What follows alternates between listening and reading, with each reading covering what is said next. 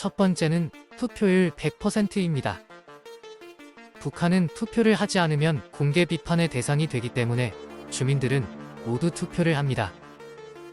1990년대 전에는 투표율이 100%였지만 국제사회에서 조작이라는 비난을 사면서 북한은 99% 정도로 투표율을 낮췄습니다. 선거에는 노동당이 지정한 후보가 단독 출마해 주민들은 찬반 투표를 합니다. 찬성자는 투표용지에 아무 표시도 하지 않지만 반대자는 가로로 선을 그어야 합니다.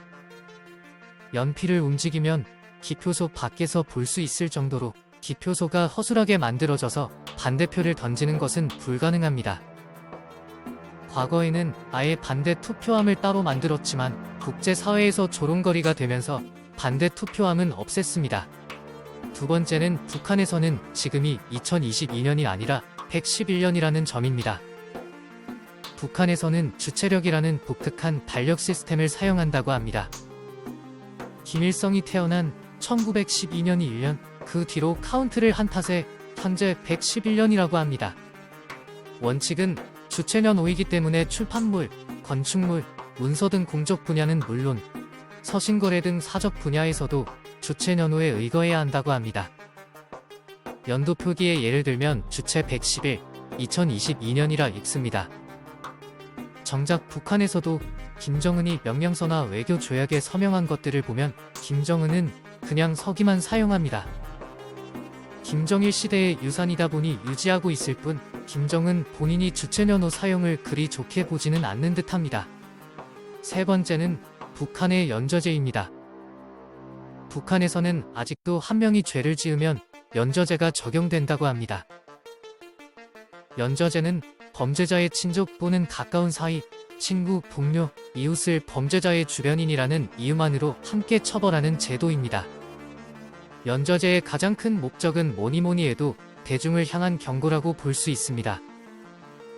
즉, 너의 잘못으로 인하여 너의 주변 사람들도 피해를 입을 수 있으니 처신 잘해라 같은 경고성 메시지를 대중에게 각인하기 위한 일종의 쇼맨십입니다. 따라서 대체로 공개된 장소에서 대대적으로 형을 집행하는 식으로 발현됩니다. 네 번째는 헤어스타일 제한입니다. 북한에서는 헤어스타일 또한 맘대로 바꾸지 못한다고 합니다. 오직 나라에서 허락된 헤어스타일로만 머리를 자를 수 있습니다. 평양 미용실 벽에는 대체로 단순한 형태의 짧은 머리로 앞머리나 부분 머리를 웨이브, 펌 등으로 약간씩만 변화를 주어 대체적으로 통일된 헤어스타일을 하도록 정해져 있습니다. 머리카락을 길게 늘어뜨리거나 과한 스타일은 허용되지 않으며 검은색 머리카락으로 개성이 잘 드러나지 않는 것이 특징입니다. 기혼 여성은 짧게, 미혼 여성은 머리를 깎거나 리본을 묶는 스타일이 유행해 결혼 유무도 구별할 수 있습니다. 예외적으로 양식 복장을 입을 때는 웨이브나 약한 펌이 가능합니다. 북한 남성들 역시 규제에 따라 길이 5cm 미만의 짧은 머리 모양을 유지하고 있습니다. 이 때문에 남성들은 15일마다 이발관을 찾습니다. 북한 언론은 특이한 헤어스타일을 하는 사람들에게 모멸감을 주기 위해 이름을 공개하기도 합니다. 다섯 번째는 여행자 감시입니다. 북한 여행 시에는 따라야 할 규율이 명확히 제시되어 있습니다. 야간에는 호텔 밖으로 나갈 수 없고 GPS 사용도 불가능합니다. 특히 정치 선전물을 훼손하거나 김일성 주석과 김정일 국방위원장의 사진을 적거나 찢어서는 절대 안됩니다. 이런 규율을 어길 시 억류되거나 재판에 회부돼 징역형 또는 사형까지 처할 수 있습니다. 여행 시에는 북한 보위부에서 파견된 사람과 북한 당국이 지정한 곳만 코스로 돌 수 있으며 일반 시민들과의 인터뷰는 일체 금지되어 있습니다. 사진도 가이드의 허락을 받고 지정된 장소에서만 찍을 수 있습니다. 게다가 군인과 노동자, 공사 현장 등은 촬영 자체가 아예 불가합니다.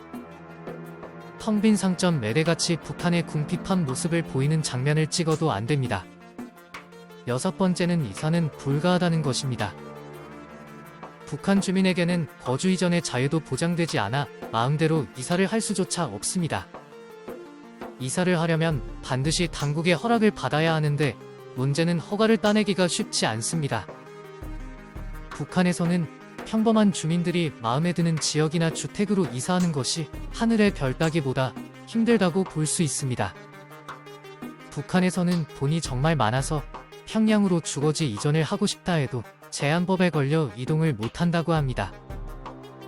평양뿐만 아니라 다른 나라로도 일체 북한 주민들은 거의 99% 출국을 못한다고 합니다. 평양에는 주로 고위직들이 살고 있는데 평양 시민들에게는 시민권이라는 것을 따로 준다고 합니다. 마지막은 공개 처형입니다. 북한의 정권 유지 방법 중 하나로 그 이유는 다양합니다. 남한 영상물 시청, 성매매 알선, 강도부터 국경을 넘다 붙잡힌 경우부터 반국가 활동, 국가재산 횡령 같은 중범죄까지 모두 포함됩니다. 총살이나 교수형 등 정권에 의해 살해된 시체는 포막난 채 소각되거나 안매장됩니다. 가족들이 고인을 기리고 추모하는 것조차 불가능합니다. 심지어 처형 시 가족들을 참관하게 하기도 합니다. 2013년부터는 공개 처형장에 특별한 도구도 등장했습니다. 바로 휴대용 보안 검색기입니다. 참관자들이 처형 장면을 촬영하지 못하도록 휴대전화기, 카메라 등을 탐지해 압수하기 위함입니다. 이는 김정은 북한 국무위원장이 집권한 2011년 후에 생긴 변화로 공개 처형 장면이 외부에 공개될 것을 꺼린 데 대한 우려의 조치로 보입니다. 지금까지 세계는 요지경이었습니다. 구독과 좋아요는 큰 힘이 됩니다. 감사합니다.